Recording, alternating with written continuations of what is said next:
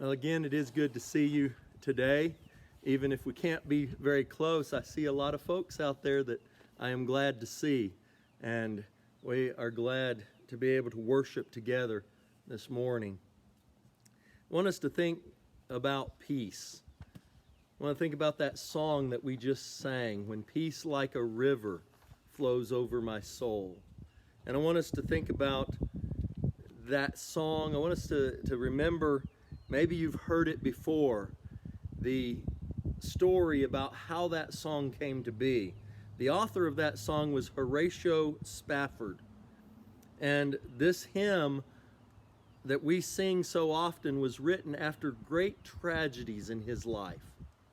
He suffered the death of his 4-year-old son, and also because of the Great Fire of Chicago in 1871, he lost a lot of his business dealings and his property in addition to his son's life. His business interests were even further hit by an economic downturn of 1873, just a couple of years later. So he planned to travel to Europe with his family. And he sent his family on ahead because at the last minute something came up because of the fire and because of problems with the zoning and the different things with government red tape that he had to take care of at the last minute. So he sent them on ahead, and he was going to come to meet them at a later time. Well, while they were crossing the Atlantic Ocean, the ship they were on, called the SS Ville de Havre, sank. It collided with another ship, and they sank. And all 4 of his daughters drowned in that shipwreck.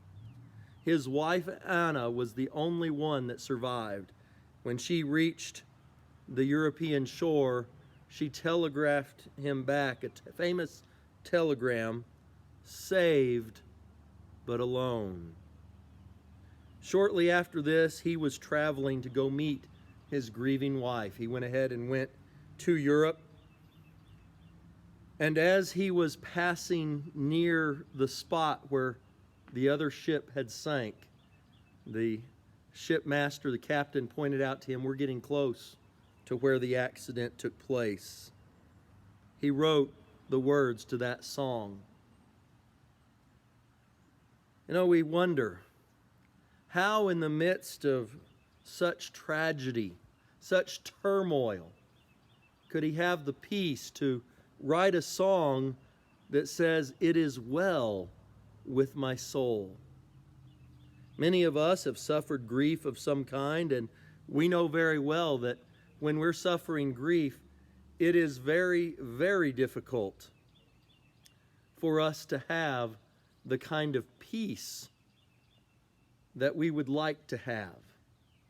It's very difficult for us to think that it is well with our soul. And I know perhaps during this difficult and trying time, it's difficult for some to be at peace in their soul. But you know, peace is used in the Bible 367 times. And in all those times, one of the most meaningful is what Jesus tells his disciples before he leaves them. In John chapter 14 and verse 27, he says, "Peace I leave with you. My peace I give to you. Not as the world gives do I give to you. Let not your hearts be troubled, neither let them be afraid." There are a lot of people in our current society today who are very afraid. They're troubled. Their hearts are discouraged and upset by the events that are taking place in our world. And they are upsetting events. But Jesus offers us peace. If we will lean on him, if we'll depend on him, if we'll put our hand in his hand and put our life in his hands, we can have the peace that he offers. In 2 Kings 4, the Shunammite woman had been helping the man of God, the prophet. She had been offering him a place to stay, and in return for that, he offered her something she wanted dearly. He gave her a son. Well, one day that son died. We don't know what caused it. Something in his head. He screamed, my head, and he fell. He was carried to his mother. She laid him on the prophet's bed in his room that they had prepared for the prophet. And she immediately began to get ready for a journey. And she journeyed straight away to go and see the prophet. The prophet saw her coming from a distance, and he sent his servant out to see what this woman wanted.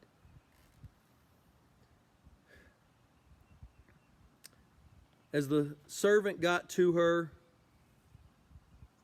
he asked, "Is it well with you? Is all well with your husband? Is it well with the child?" And she answered, "All is well." How could she say that? She hoped. She had confidence that the way things were not the way things would remain. We can have that hope as well. Like this woman, we may face some difficulty. We may even face the death of a loved one. And at some point in our lives, we ultimately will, whether from this virus that we have right now surrounding us, or from some other accident or tragedy or some other disease for some other reason.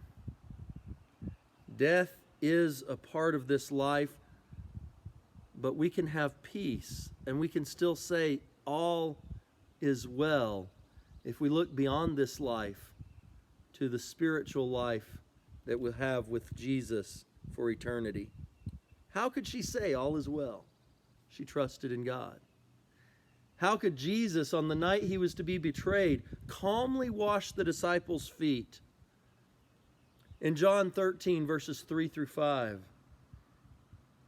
says that Jesus, knowing that the Father had given all things into his hand, and that he had come from God, and was going back to God. That's a key right there. If we, like Jesus, know where we're going, then the troubles of this life can seem so much smaller in comparison. Paul talks about that. What is the temporary problems that we're going through? What is that compared to the love of God? What is that compared to the glory that we're going to share with him one day? It's not to be compared. It's not to be counted. There's no way to compare the two because they're so vastly different. But because Jesus knew he'd come from God and knew he was going back to God, because he knew who he was and he knew where he was going, we can know who we are. We know we're the children of God. We know where we're going. We know we're headed to heaven with God. If we'll just be faithful to him, he'll be faithful to us. He was able to rise from supper, lay aside his outer garments, and take a towel and tie it around his waist, pour water in a basin, and begin to wash the disciples' feet. Even Peter, who was going to deny him, even Judas, who was going to betray him, he could tenderly wash their feet. If we know who we are as the children of God, if we know where we're going, then we too can serve others around us. There are many who don't have the peace of God. They're troubled. We can offer that to them. There's a story of a painting, and I actually saw the painting last night as I was looking at this story and saw the picture of the painting. A dramatic scene of a rugged cliff with storm clouds and rain pouring down, torrential floodwaters flowing over the side of that cliff and raging down it. This was a painting that was commissioned and was painted to portray peace. And when it was unveiled, the one who had desired it to be painted said, "What is this? I asked you to paint peace, and this is tumultuous. This This is anything but peace. This is a huge storm. The title of this piece, by the way, is Peace in the Midst of the Storm.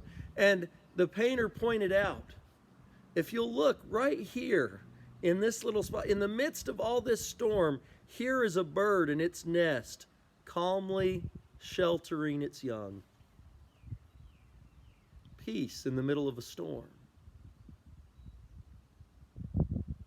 We'll face many storms in life. This probably wasn't the first one you faced, the difficulties that our country is facing right now, and it certainly won't be the last. But as we face the storms of life, we can have peace in the middle of the storm.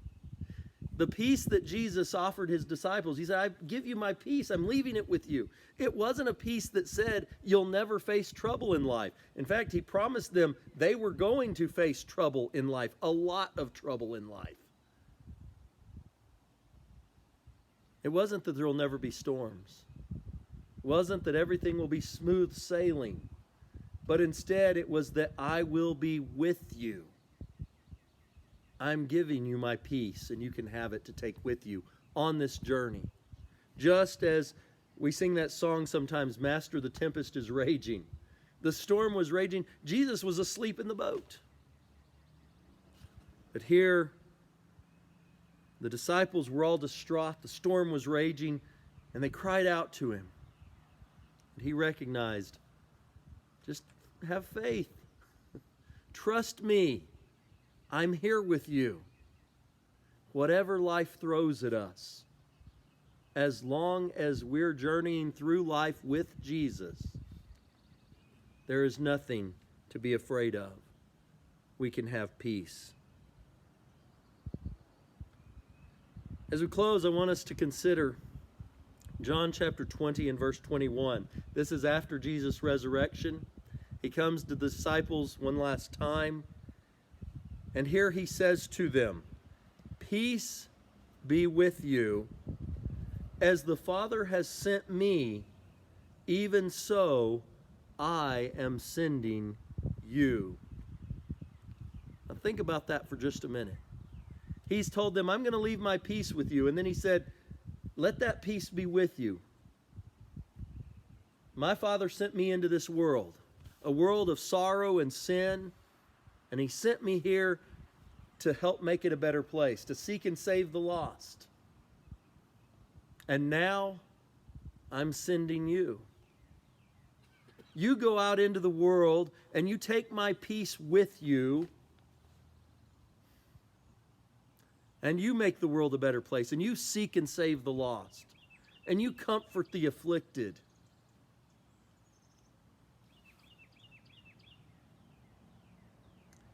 In Acts chapter 10, verses 34 through 36, Peter preached this very thing. It says, Peter opened his mouth and said, truly I understand that God shows no partiality, but in every nation, anyone who fears him and does what is right is acceptable to him. As for the word that he sent to Israel, preaching the good news of peace through Jesus Christ, he is Lord of all. Do you have the peace of Jesus this morning? Are you at peace with God? We may have trouble in this world, but we can have peace through Jesus Christ our Lord with God our Father. I know this setting isn't conducive to offering an invitation, but I want you to know that if you have troubles, if you're struggling to find the peace that Christ offers, whatever need you might have, maybe you just need prayers from the church, let us know. Call me, text me. Call and give Claire a prayer request to put in the bulletin for next time. Call on the elders to pray for you, to comfort you with the words of the Scriptures. If you do have the peace of God, if you have the peace that Jesus left for you, are you sharing that with others? let's take, during this troubled time, let's take the peace of Jesus first into our own hearts and minds, but then let us take it out to the rest of the world as well. Now we'll sing our invitation song.